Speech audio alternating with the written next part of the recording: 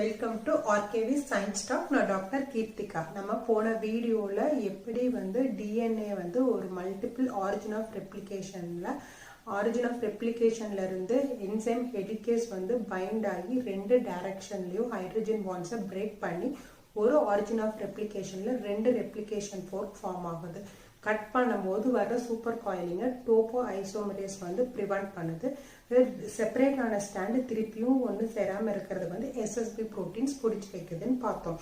இன்னைக்கு அந்த டிஎன்ஏ பாலிமரேஸில் இருக்க ப்ராப்ளம் என்னன்னு பார்க்கலாம். ஸோ அந்த டிஎன்ஏ பாலிமரேஸோட டிஃபெக்ட் என்னன்னா, டிஎன்ஏ பாலிமரேஸ்னால 3' OH எண்ட் ஆஃப் த அதில் மட்டும்தான் அதனால நியூக்ளியோடைட்ஸை ஆட் பண்ணி செயினை எக்ஸ்டெண்ட் பண்ண முடியும். இப்போ இந்த டிஎன்ஏ சிந்தசிஸ் ஆகும்போது நம்ம பார்க்கும்போது ரெண்டு பாலிநியூக்ளியோடைட் செயின் கனெக்ட் ஆகும். ஃபார் எக்ஸாம்பிள், இதை ஒரு நியூக்ளியோடைடுன்னு எடுத்துட்டோம்னா இது ஒரு செயின் ஆஃப் நியூக்ளியோடைடு இருக்கு அப்படின்னா இந்த நியூக்ளியோடைட் ஃபார் எக்ஸாம்பிள் இது அடினைன் நியூக்ளியோடைடுன்னு எடுத்துட்டா இது அடினைன் பேஸ், இது sugar with 5' end on the Appar part, இது 5' எண்ட், இது 3' எண்ட், இது சுகர், இது பாஸ்பேட். ஸோ இந்த நியூக்ளியோடைட் கூட டபுள் ஸ்டாண்டர்டா ஆகும்போது ஆப்போசிட்ல ஒரு நியூக்ளியோடைட் ஜாயின் ஆகணும். அந்த நியூக்ளியோடைடு இது தயமின் நியூக்ளியோடைட்னு எடுத்துட்டோம்னா தயமின் இது தயமின் பேஸ், இது சுகர், இது 5', இது 3' கார்பன், இது பாஸ்பேட். ஸோ இந்த நியூக்ளியோடைடோட பாண்ட் ஆகி டிஎன்ஏ டபுள் ஸ்டாண்டர்டா ஆகும்போது என்ன ஆகும்னா அது எப்படி பைண்ட் ஆகும்னா இது இப்படிதான் பைண்ட் ஆகும். ஸோ இந்த இடத்துல adenine binds with thymine with 2 hydrogen bond with deoxyribose sugar and phosphate. But இந்த ஸ்டாண்ட்ல deoxyribose sugar 5' end மேல இருக்கு, இந்த ஸ்டாண்ட்ல deoxyribose sugar 5' end கீழே இருக்கு. ஸோ இந்த ஸ்டாண்ட் 5' to 3' ரன் ஆகுது, இந்த ஸ்டாண்ட் 3' to 5' ரன் ஆகுது. ஸோ இப்போ இந்த இதில் இந்த பக்கம் இருக்கிற ஸ்டாண்டை டிஎன்ஏ பாலிமரேஸ் எக்ஸ்டெண்ட் பண்ணணும் அப்படின்னா 3' எண்ட் இங்கே இருக்கு, அது 3' எண்டில் மட்டும்தான் புது நியூக்ளியோடைடு அட்டாச் பண்ண முடியும். ஸோ இந்த நியூக்ளியோடைட் ஸ்டாண்டை டிஎன்ஏ பாலிமரேஸ் எக்ஸ்டெண்ட் பண்ணிச்சு அப்படின்னா மேல இருந்து கீழே எக்ஸ்டெண்ட் பண்ணும். வேறஸ் இந்த பக்கம் இருக்கிற நியூக்ளியோடைட் ஸ்டாண்டுக்கு டிஎன்ஏ பாலிமரேஸ் எக்ஸ்டெண்ட் பண்ணணும் அப்படின்னா இதுக்கு 3' எண்ட் மேல இருக்கு. ஸோ டிஎன்ஏ பாலிமரேஸ் இப்படி தான் ஆட் பண்ண முடியும். ஸோ இதுலயே பார்த்தோம்னா ஒரு ஸ்டாண்ட்ல இப்போ இந்த ரெண்டு ஸ்டாண்டையும் நம்ம பிரிச்சு வச்சுட்டோம் அப்படின்னா ஒரு ஸ்டாண்ட்ல சிந்தசிஸ் இப்படி நடக்கும், இன்னொரு ஸ்டாண்ட்ல சிந்தசிஸ் மேலதான் நடக்கும். ஸோ அதனால ஆப்போசிட் டைரக்ஷன்ல சிந்தசிஸ் ஆகுது. ஸோ அதுவே இப்போ டிஎன்ஏல போட்டு பார்த்தோம் அப்படின்னா இப்போ இந்த டிஎன்ஏ உடைய ஆரிஜின் ஆஃப் ரெப்ளிகேஷன், இந்த ஆரிஜின் ஆஃப் ரெப்ளிகேஷன் எடுத்துக்குவோம். ஸோ இந்த ஆரிஜின் ஆஃப் ரெப்ளிகேஷன்ல இந்த helicase enzyme replication fork form ஆகுது. ஹெலிகேஸ் கம்ப்ளீட்டா கட் த்ரூ பண்ணாது. ஸோ அது நியூக்ளியோடைட் ட்ரைபாஸ்பேட் வேணுங்கிறனால பாதி பாதியா கட் பண்ணும். ஃபார் எக்ஸாம்பிள், இது ஒரு 5 பேஸ் பேர் ஹெலிகேஸ் மேல இந்த ஆரிஜின் ஆஃப் ரெப்ளிகேஷன்ல இங்க ஒரு 5 பேஸ் பேர், இங்க ஒரு 5 பேஸ் பேரை கட் பண்ணி ரெண்டு ரெப்ளிகேஷன் ஃபோர்க் ஃபார்ம் ஆயிருக்கு அப்படின்னா இந்த ரெப்ளிகேஷன் ஃபோர்க்ல இந்த ஸ்டாண்ட்ல இங்க இருக்கிறது இந்த ஸ்டாண்ட் 5' to 3' ரன் ஆகுது, இந்த ஸ்டாண்ட் 3' to 5' ரன் ஆகுது. ஸோ இந்த இடத்துல இருக்கிற சுகர் எப்படி இருக்கு அப்படின்னா இப்படி இருக்கு. ஸோ இதனுடைய 5' எண்ட் மேல இருக்கு, 3' எண்ட் கீழே இருக்கு. ஸோ இந்த ஸ்டாண்ட் 5' to 3' ரன் ஆகுது. இப்போ இது டெம்ப்ளேட்டா ஆகி இதுக்கு ஆப்போசிட்ல இன்னொரு ஸ்டாண்ட் சிந்தசைஸ் ஆகணும் அப்படின்னா டிஎன்ஏ பாலிமரேஸ்க்கு 3' OH எண்ட் இருந்தாதான் அதனால சிந்தசிஸை ஸ்டார்ட் பண்ண முடியும். பட் இந்த சைடு எந்த ஸ்டாண்டும் இது வரைக்கும் இல்லை, வெறும் ஓப்பன் மட்டும்தான் ஆயிருக்கு. அதுக்கு 3' OH எண்ட் வேணும் அப்படின்னா அதுக்கு ஸ்டார்டிங்க்கு 3' OH எண்டை கொடுக்கறதுக்கு ஒரு ஆள் வேணும். அதை கொடுக்கறதுக்கு பேரு தான் பிரைமேஸ் அப்படிங்கிற என்சைம் ஒரு பிரைமரை சிந்தசைஸ் பண்ணும். பிரைமர் அப்படிங்கிறது சிங்கிள் ஸ்டாண்ட், அதனால அது டிஎன்ஏ கிடையாது, அது ஆர்என்ஏ. இதுக்கு காம்ப்ளிமெண்டரியா ஒரு பிரைமர் சிந்தசைஸ் ஆகி அந்த பிரைமர் இந்த இடத்துல அட்டாச் ஆகும். இது அட்டாச் ஆகும்போது இதுக்கு 3' OH எண்ட் இங்க இந்த இடத்துல கிடைக்கும். ஏன்னா இந்த ஸ்டாண்ட் 3' to 5' ரன் ஆச்சு அப்படின்னா ஆப்போசிட் புதுசா சிந்தசைஸ் ஆகி டிஎன்ஏ ஆகணும்னா அடுத்த ஸ்டாண்ட் 5' to 3' தான் ரன் ஆகும். ஸோ இந்த ஸ்டாண்ட் டெம்ப்ளேட் ஸ்டாண்ட் இந்த டைரக்ஷன்ல இருக்கு அப்படின்னா இங்க பிரைமர் ஃபார்ம் ஆனாலும் பிரைமர் எப்படி அட்டாச் ஆகும்னா இப்படி அட்டாச் ஆகும். ஸோ 5' எண்ட் கீழே இருக்கு, 3' எண்ட் மேல இருக்கு. ஸோ இப்போ இந்த இடத்துல இந்த பிரைமர்ல டிஎன்ஏ பாலிமரேஸ்க்கு 3' OH எண்ட் மேல கிடைச்சனால அடுத்தடுத்த நியூக்ளியோடைட் இதுக்கு என்ன இருக்கோ அதுக்கு காம்ப்ளிமெண்டரியா DNA polymerase இந்த டைரக்ஷன்ல இந்த ஸ்ட்ராண்ட்ல வந்து புது ஸ்ட்ராண்ட் நியூ ஸ்ட்ராண்டை வந்து எக்ஸ்டெண்ட் பண்ணும். அதே ஆப்போசிட் ஸ்ட்ராண்ட் என்ன டைரக்ஷன்ல 3 prime to 5 prime ரன் ஆகுது. ஸோ 5 prime எண்ட் வந்து கீழே இருக்கு. ஸோ இது பேஸ், இது சுகர், இது பாஸ்பேட்டோட 5 prime எண்ட் கீழே இருக்கு. ஸோ ஆப்போசிட் ஸ்ட்ராண்ட் எப்படி இருக்குன்னா டெம்ப்ளேட் ஸ்ட்ராண்ட் வந்து இப்படி இருக்கு. ஸோ டெம்ப்ளேட் இப்படி இருக்கும்போது அதனுடைய பிரைமர் சிந்தசைஸ் ஆச்சுன்னா இந்த டைரக்ஷன்ல இங்க வந்து ஒட்டணும். இப்படி வந்து அட்டாச் ஆச்சு அப்படின்னா 5 prime எண்ட் தான் மேலே வரும். பட் ரெப்ளிகேஷன் வந்து இங்க தான் இந்த டைரக்ஷன்ல ஃபோர்க் ஓப்பன் ஆயிருக்கு. ஸோ டிஎன்ஏ பாலிமரேஸ் வந்துட்டு இங்க வந்து அட்டாச் பண்ண முடியாது. 3 prime எண்ட் கீழே இருக்கு. ஸோ பிரைமர் இந்த இடத்துல அட்டாச் ஆச்சுன்னா இந்த ஸ்ட்ராண்ட் வந்து டிஎன்ஏ பாலிமரேஸ்னால இந்த டைரக்ஷன்ல சிந்தசைஸ் பண்ண முடியாது. ஸோ என்ன ஆகும் அப்படின்னா பிரைமர் வந்துட்டு இங்க அட்டாச் ஆகாம பிரைமர் வந்து இந்த பக்கம் இருக்கிற ஸ்ட்ராண்ட்ல மேல அட்டாச் ஆகும். ஸோ இப்ப மேல அட்டாச் ஆகும்போது என்னன்னா பிரைமர் வந்து இப்படி அட்டாச் ஆகும்போது இந்த ஸ்ட்ராண்டுக்கு 3 prime எண்ட் கீழே இருக்கும். ஸோ இந்த ஸ்ட்ராண்டோட சிந்தசிஸ் இந்த டைரக்ஷன்ல நடக்கும், இந்த ஸ்ட்ராண்டோட சிந்தசிஸ் இந்த டைரக்ஷன்ல நடக்கும். ஸோ இந்த 5 பேஸ் பேரும் ஆட் ஆகி முடிச்ச உடனே ஹெலிகேஸ் வந்து அடுத்த 5 பேஸ் பேரை கட் பண்ணும். ஸோ இப்படி இங்க 5 பேஸ் பேர் முடிச்சு அடுத்த ரெப்ளிகேஷன் ஃபோர்க் ஃபார்ம் ஆகும்போது இங்க புதுசா சிந்தசைஸ் ஆன ஸ்ட்ராண்ட் வந்து 5 prime to 3 prime இருக்கும்போது இந்த இடத்துல 3 prime OH எண்ட் ஆல்ரெடி இருக்கு. ஸோ டிஎன்ஏ பாலிமரேஸ் என்ன பண்ணும் அப்படின்னா இந்த ஸ்ட்ராண்டை இப்படி கண்டினியூஸா சிந்தசைஸ் பண்ணிடும். வேற இந்த ஸ்ட்ராண்ட் எடுத்துக்கிட்டோம் அப்படின்னா இதுல இருக்காது. இங்க 5 prime எண்ட் தான் மேல இருக்கு. ஏன்னா இந்த ஸ்ட்ராண்ட் வந்து இப்படி ரன் ஆயிட்டு இருக்கு, இங்க இருந்து இப்படி சிந்தசைஸ் ஆயிருக்கு. ஸோ இந்த 5 prime எண்ட் தான் இந்த நியூ ஸ்ட்ராண்ட்ல இருக்கு. ஸோ டிஎன்ஏ பாலிமரேஸ் இங்க ஆட் பண்ண முடியாது. ஸோ டிஎன்ஏ பாலிமரேஸ் ஆட் பண்ணணும்னா இதுக்கு மறுபடியும் ஒரு பிரைமர் தேவை. ஸோ அந்த பிரைமர் என்ன பண்ணா திருப்பி அந்த ஃபோர்க்கோட டாப் எண்ட்ல போய் அட்டாச் ஆகி திருப்பியும் இந்த டைரக்ஷன்ல சிந்தசைஸ் பண்ணும். ஸோ இப்ப பார்த்தோம்னா ஒரு ஸ்ட்ராண்ட் ரெப்ளிகேஷன் ஃபோர்க் ஓப்பன் ஹெலிகேஸ்னால ஓப்பன் ஆக பிரைமர் ஒரு தடவை இருந்தா போதும், அது பாட்டு கண்டினியூஸா சிந்தசைஸ் ஆகிட்டு இருக்கு. ஆனா இன்னொரு ஸ்ட்ராண்ட் ஃபோர்க் ஓப்பன் ஆகும் போதெல்லாம் அதுக்கு ஒரு பிரைமர் வேணும். பிகாஸ் 3 prime OH எண்ட்ல தான் டிஎன்ஏ பாலிமரேஸ்னால ஆட் பண்ண முடியுது. ஸோ இது வந்து கண்டினியூஸா சிந்தசைஸ் ஆகிறதுனால ஒரு ஸ்ட்ராண்ட் கண்டினியூஸா சிந்தசைஸ் ஆகிற ஸ்ட்ராண்டுக்கு பேரு லீடிங் ஸ்ட்ராண்ட். அதே டிஸ்கண்டினியூஸா ஷார்ட் ஃபிராக்மெண்டா சிந்தசைஸ் ஆகிறதுனால இன்னொரு ஷார்ட்டா சிந்தசைஸ் ஆகிற அந்த ஃபிராக்மெண்ட்டுக்கு பேரு லாகிங் ஸ்ட்ராண்ட் இல்லாட்டி ஒக்கசாக்கி ஃபிராக்மெண்ட்ஸ் அப்படின்னு பேரு. ஸோ இந்த ரெண்டு சைட்ல பார்த்தாலும் நியூலி சிந்தசைஸ்டு ஸ்ட்ராண்டோட சிந்தசிஸ் இந்த ஸ்ட்ராண்ட் வந்து இப்படி சிந்தசைஸ் ஆகுது. ஆனாலும் நியூலி சிந்தசைஸ்டு ஸ்ட்ராண்ட் வந்து 5 prime to 3 prime டைரக்ஷன்ல சிந்தசைஸ் ஆகுது. இந்த சைடு ஸ்ட்ராண்ட் சிந்தசைஸ் ஆனா இதுவும் இப்படிதான் சிந்தசைஸ் ஆகுது. இப்படி சிந்தசைஸ் ஆனாலும் இந்த நியூ ஸ்ட்ராண்டும் 5 prime to 3 prime டைரக்ஷன்ல சிந்தசைஸ் ஆகுது. So the synthesis of the new strand always occurs from 5 prime to 3 prime direction because DNA polymerase can add a nucleotide only to the 3 prime OH end of the. You take the replication fork on other side of the origin of the replication also.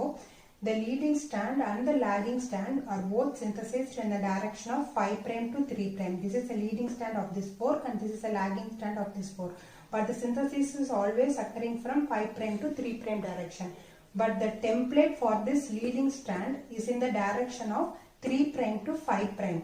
Here also the template for the leading strand is from 3 prime to 5 prime.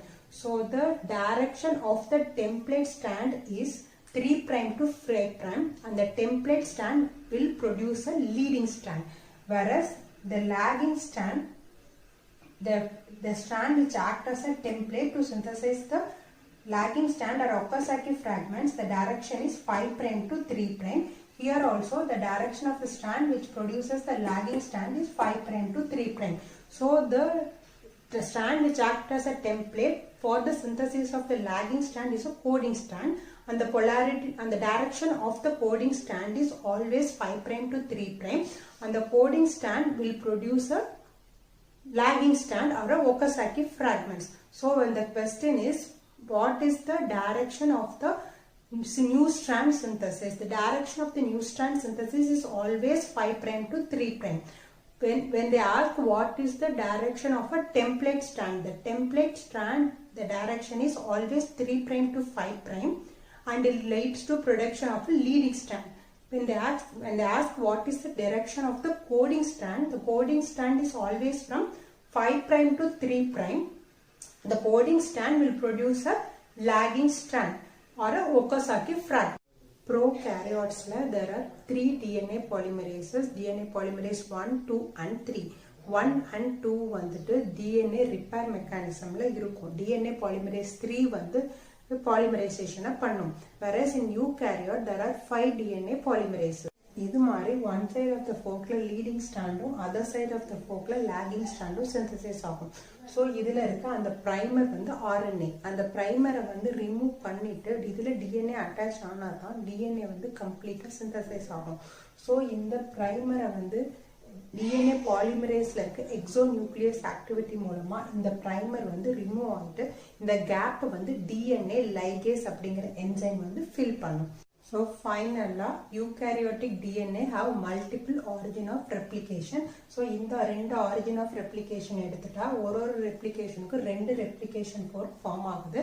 So replication fork ரெண்டு பக்கம் form ஆகும்போது you get a replication bubble.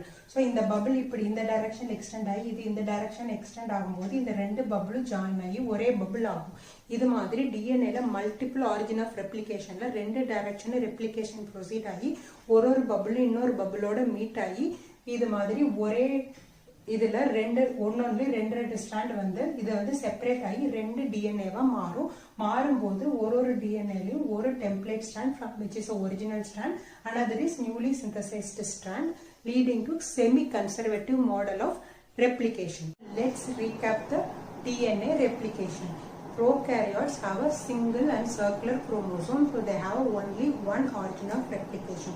Origin of replication is a site which have a short repeat sequence from which the origin which the replication starts. Whereas in eukaryote, the length of the DNA is longer and it has more base pair. So there are lot of DNA when compared to prokaryote, and the DNA is in a linear fashion. So the eukaryote, in order to complete the replication in a short span of time, they need a multiple origin of replication. So the eukaryotes have a multiple origin of replication from where the replication starts. So the first enzyme in the DNA replication is a helicase. The helicase enzyme goes and binds to each origin of replication, and the helicase it cuts the DNA strand, which is hydrogen bond between the base pair, are in both the direction from the origin of replication. So from this origin of replication, helicase cuts in this direction, and here in this direction, and in this direction. In this origin, it will cut here and here. So when the helicase cuts the DNA hydrogen bond in both the direction, there will be supercoiling at the center. So the supercoiling is prevented by the second enzyme, which is topoisomerase. So because the helicase cuts in both the direction, there are two replication fork per origin of replication. So in the replication fork, the DNA polymerase has to synthesize the new strand. But the problem with the DNA polymerase is the DNA polymerase can only synthesize the new strand if it has a 3' carbon. So in the new strand there is no 3' carbon. So the starting problem is solved by the enzyme primase, which produces the primer. Primer is a short fragment of RNA which is complementary to the DNA. So the primer will go and bind with the DNA to give the 3' OH end for the DNA polymerase to extend the chain. So once the primer goes and attaches, the DNA polymerase will extend the chain. So because the DNA polymerase can add a nucleotide only at 3' OH end, one strand where the synthesis will be continuous and it needs only one primer. That strand is called a leading strand. The strand which acts as a template for synthesis of the leading strand is called a template strand. Whereas another strand, the synthesis will be discontinuous. The newly synthesized discontinuous strand is called lagging strand or a Okazaki fragment. And the strand which acts as a template for the synthesis of the lagging strand is called the coding strand. So new strand will always be synthesized in the direction of 5' to 3'. So the leading strand, the template strand, will run in a direction of 3' to 5', whereas the coding strand, which is a template for the lagging strand, runs in a direction of 5' to 3'. So when the DNA replication gets completed, there will be a lot of smaller bubbles where at the completion of replication these bubbles will join to form a larger bubble, and the primer which gets attached with the DNA molecule has to be replaced by the DNA for the DNA synthesis to complete. So the primer will be removed and these fragments are joined together by the enzyme DNA ligase. As a result, from the one double-stranded DNA molecule, two double-stranded DNA molecules are formed by the semi-conservative method of replication, since one of the strands from the parent is retained in the daughter. இன்னைக்கு எடுத்தது வரைக்கும் உங்களுக்கு புரிஞ்சிருக்கும்னு. இந்த video உங்களுக்கு பிடிச்சிருந்ததுன்னா like பண்ணுங்க, comment பண்ணுங்க, சப்ஸ்கிரைப் பண்ணுங்க, உங்க ஃப்ரெண்ட்ஸ் கிட்ட ஷேர் பண்ணுங்க. I'll meet you in the next video. Bye.